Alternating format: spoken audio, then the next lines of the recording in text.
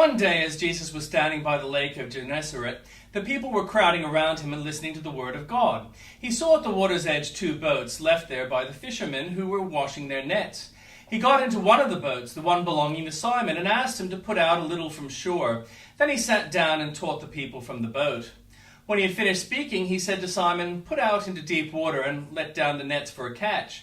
Simon answered, "Master, we've worked hard all night and haven't caught anything, but because you say so, I will let down the nets."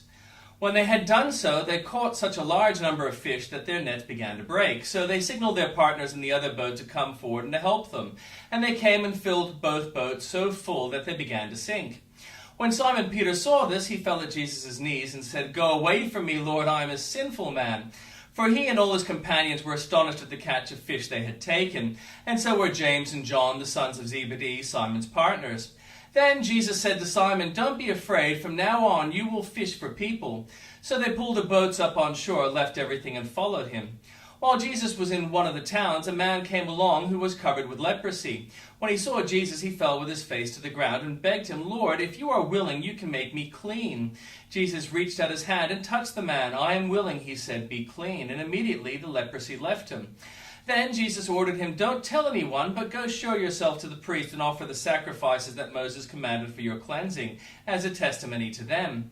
Yet the news about him spread all the more, so that crowds of people came to hear him and to be healed of their sickness. But Jesus often withdrew to lonely places and prayed. And the Old Testament reading, early in the morning of Jerubbaal, that is Gideon, and all his men camping on the spring of Harod, the camp of Midian was north of them in the valley near the hill of Moreh.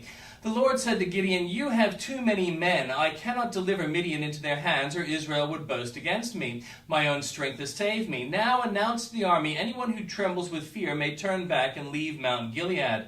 So 22,000 men left, while 10,000 remained.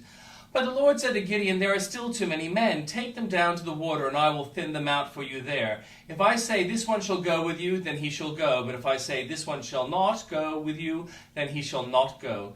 So Gideon took the men down into the water. There the Lord told him, "Separate those who lap the water with their tongues as a dog laps from those who kneel down to drink." 300 of them drank from cupped hands, lapping like dogs. All the rest got down on their knees to drink. The Lord said to Gideon, "With 300 men that lapped, I will save you and give the Midianites into your hands. Let all the others go home." So Gideon sent the rest of the Israelites home, but kept the 300 who took over the provisions and trumpets of the others. Now the camp of Midian lay below him in the valley. During that night the Lord gave to Gideon, "Get up and go down the camp, because I am going to give into your hands. If you are afraid to attack, go down the camp with your servant Purah and listen to what they are saying. Afterwards you will be encouraged to attack the camp." So he and Purah his servant went down to the outposts of the camp. The Midianites, the Amalekites, and all the other eastern peoples had settled in the valley, thick as locusts. Their camels could no more be counted than the sand in the seashore.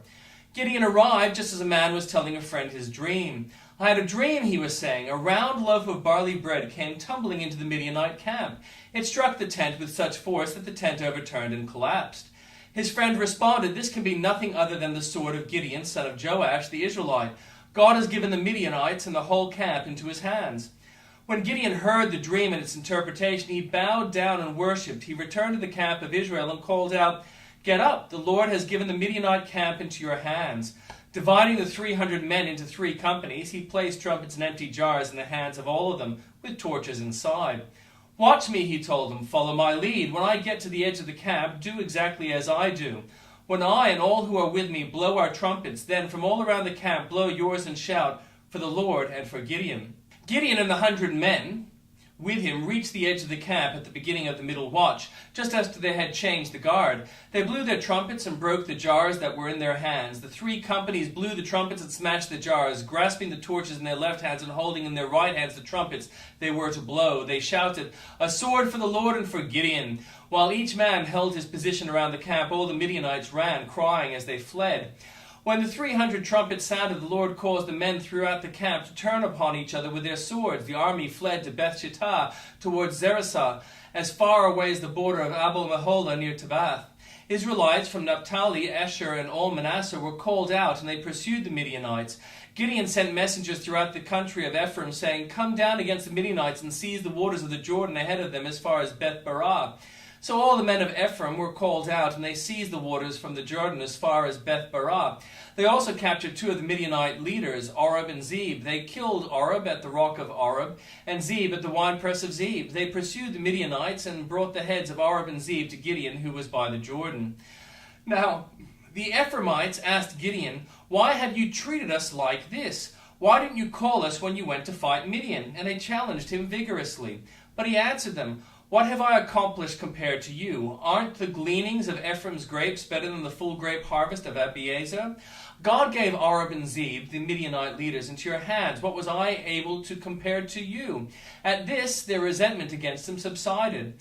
Gideon and his 300 men, exhausted yet keeping up the pursuit, came to Jordan and crossed it. He said to the men of Succoth, "Give me troops some bread," and they are worn out, and I am still pursuing Zebah and Zalmunna, the kings of Midian. But the officials of Succoth said, "Do you already have the hands of Zebah and Zalmunna in your possession? Why should we give bread to your troops?" Then Gideon replied, "Just for that, when the Lord has given Zebah and Zalmunna into my hand, I will tear your flesh with desert thorns and briars." From there he went up to Peniel, and he made the same request for them, but they answered as the men of Succoth had. So he had said to the men of Peniel, "When I return in triumph, I will tear down this tower." Now Zebah and Zalmunna were in Karkor with a force of about 15,000 men. All that were left of the armies of the eastern peoples, 120,000 swordsmen, had fallen. Gideon went up the route of the nomads east to Nobah and Jogbabah and attacked the unsuspecting army. Zebah and Zalmunna, the 2 kings of Midian, fled, but he pursued them and captured them, routing their entire army. Gideon, son of Joash, then returned from the battle of the pass of Heres.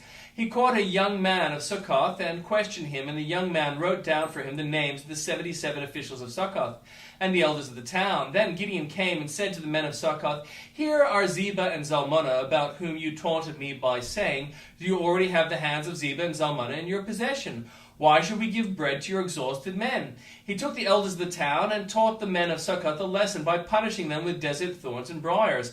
He also pulled down the towers of Peniel and killed the men of the town. Then he asked Zebah and Zalmunna, "What kind of men did you kill at Tabor?" "Men like you," they answered, "each one with the bearing of a prince." Gideon replied, "Those were my brothers, the sons of my own mother. As surely as the Lord lives, if you had spared their lives, I would not kill you." Turning to Jether, his oldest son, he said, "Kill them," but Jether did not draw a sword because he was only a boy and was afraid. Zebah and Zalmunna said, "Come, do it yourself. As the man, so is his strength." So Gideon stepped forward and killed them, and took the ornaments off their camel necks. The Israelites said to Gideon, "Rule over us, your son and your grandson, because you have saved us from the hand of Midian." But Gideon told them, "I will not rule over you, nor will my son rule over you. The Lord will rule over you." And he said, "I do have one request, that each of you give me an earring from your share of the plunder." It was the custom of the Ishmaelites to wear gold earrings. They answered, "We'll be glad to give them." So they spread out a garment, and each of them threw a ring from his plunder onto it. The weight of the gold rings he asked for came to 1,700 shekels, not counting the ornaments, the pendants, and the purple garments worn by the kings of Midian, or the chains that were on their camels' necks. Gideon made the gold into an ephod, which he placed in Ophrah, his town. All Israel prostituted themselves by worshipping it there, and it became a snare to Gideon and his family. Thus Midian was subdued before the Israelites and did not raise its head again. During Gideon's lifetime, the land had peace 40 years. Jerubbaal, his son of Joash, went back home to live. He had 70 sons of his own, for he had many wives. His concubine, who lived in Shechem, also bore him a son, whom he named Abimelech. Gideon, son of Joash, died at a good old age and was buried in the tomb of his father Joash in Ophrah in the Abiezrites. No sooner had Gideon died than the Israelites again prostituted themselves to the Baals. They set up Baal-berith as their god, and did not remember the Lord their God, who had rescued them from the hands of all the enemies on every side. They also failed to show any loyalty to the family of Jerubbaal, that is Gideon, in spite of all the good things he had done for them.